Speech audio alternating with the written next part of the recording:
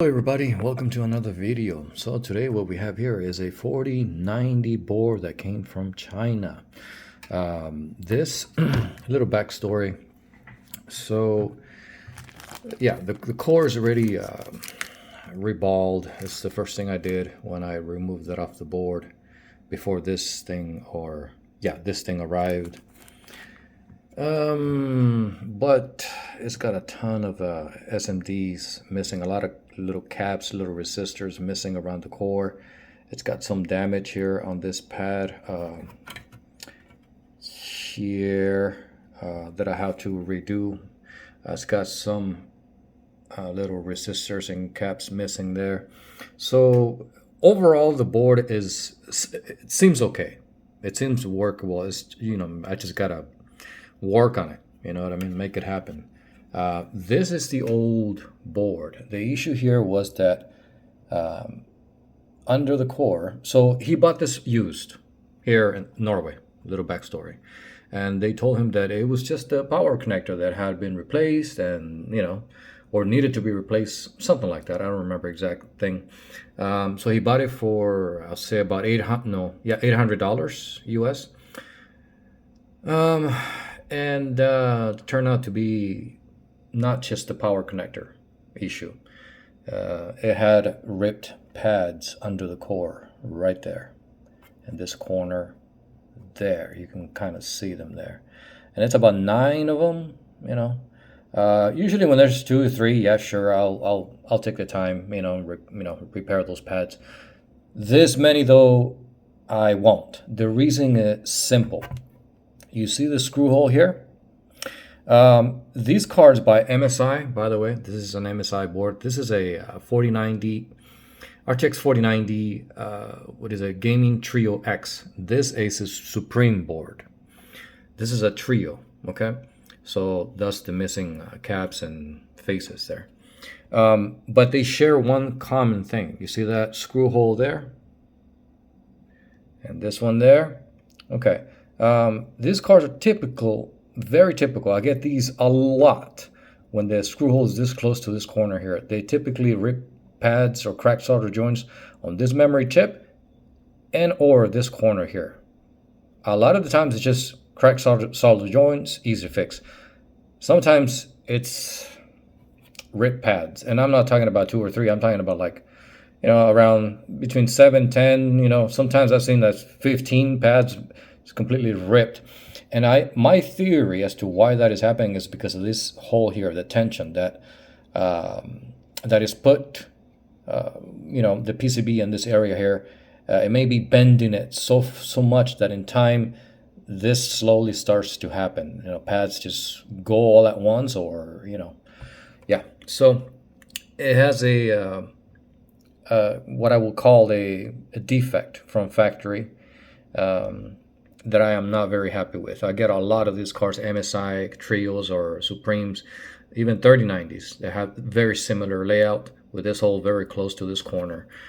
It's sad. So I ripped off all the faces, as you can see. Power connector as well. Supposedly that was the the bad thing with this lie. No, that wasn't it.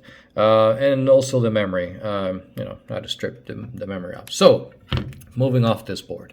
All right, a little bit of history on that one. So we get this one here from China. Like I said, this one here, it's got some resistors and caps missing, like this one here in the center there, right there. And I have to transfer over all the other caps for this little memory chip here too. All the caps here, most of them, not all, are missing. It's got a damaged pad there as well, right there. I have to fix that. And some other little caps missing around the memory chips. But yeah, so the faces are there. They already took all the RAM, of course. It doesn't look cooked as far as I can tell. And also, it doesn't look like they used hardly any flux when they removed this core. That's typically how they do it. They just go for the core, screw the flux, give me the memory, and sell these things in the used market. yeah, it looks to be in okay condition. So what we're going to do today is I already got the chips here. We're going to have to reball every single one of them. Fun. And we're going to install the chips first, and then we'll do the core. But first, of course, we have to fix that pad and replace all the missing caps and resistors. All right, let's get into it.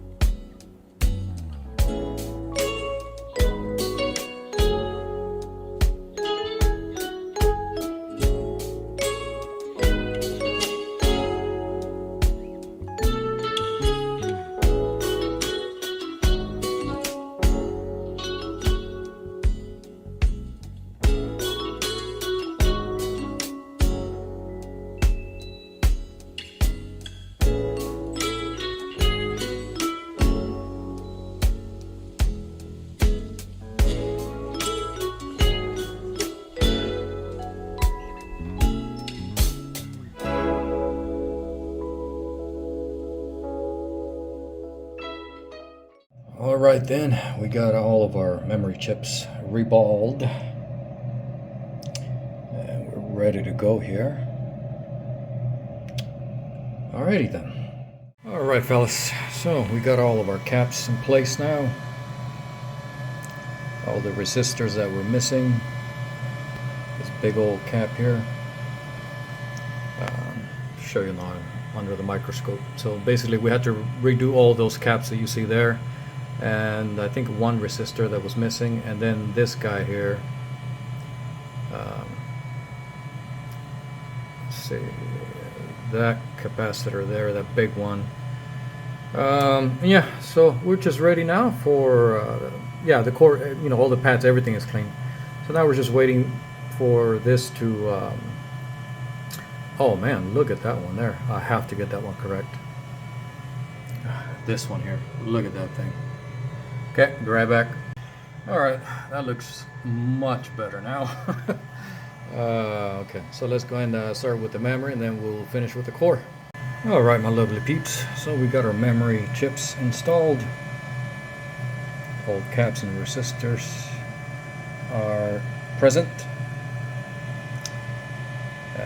Yeah, but these jobs here are always fun. Not gonna lie. We're gonna let the board cool down, and then we're going to put the chip on it, and hopefully man, hopefully this core is alive. And the reason why I say that is because the people who had this card before tinkered with it. It could have been just the rip pads and the core is intact, you know what I mean? So and considering that The high power connector also melted. Man, after all this work and this thing doesn't work. But you know what? It comes with the territory. It comes with the territory. Alright. Alright, so now we're just waiting for the board to cool down. Yep. Alright, ladies and gentlemen, here it is. The moment of truth, but we gotta make sure first that we got all of our, all our PCIe lanes are there. That is good news. So now we can plug it into the system and see if we get a boot. Okay, let's see if we get a boot. We got lights going under the PCB. But let's see. I don't know about this core. And nope, not happening. That's very disappointing. Yeah. Okay, but let's check our voltages. Maybe something is not plugged in correctly. I don't know. Let's check. Okay, so we do have 12 volts. Let's get this over here a bit closer.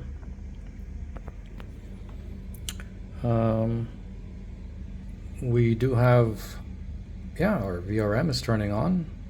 Yep, we got power. We got 1.8, 1.2 PEX. The core is getting pretty hot, but I think that this thing is dead.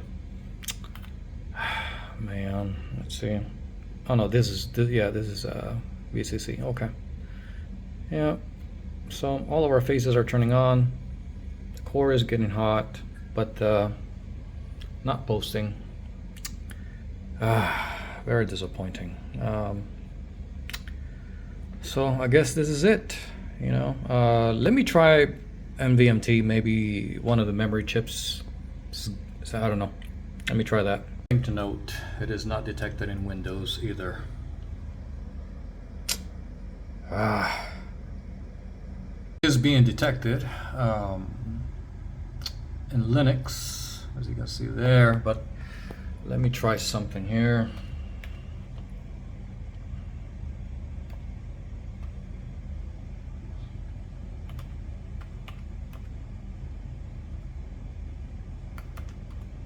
This is really difficult doing this with one hand. Okay.